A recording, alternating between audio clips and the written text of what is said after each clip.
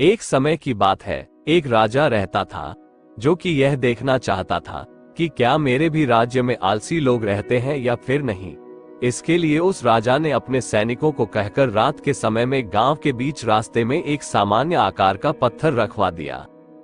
उसके बाद वह राजा छुपकर ये देखने लगा कि क्या कोई व्यक्ति जरा सी हिम्मत करके उस पत्थर को हटाता है या फिर नहीं।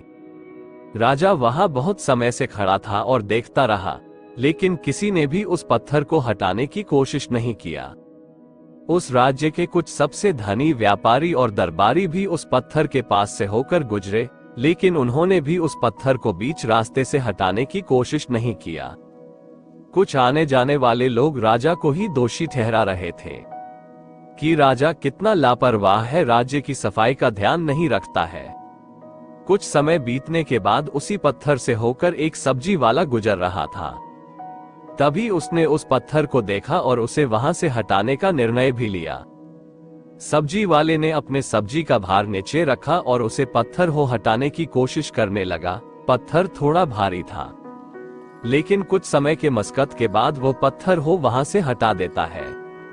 पत्थर हटाते समय उसे पत्थर के नीचे एक पोटली मिलता है जिसमें कई सारे सोने के सिक्के होते हैं और राजा द्वारा लिखा गया एक पर्ची होता है जिसमें ये लिखा हुआ था कि यह पोटली उसके लिए है जो इस पत्थर को रास्ते से हटाएगा।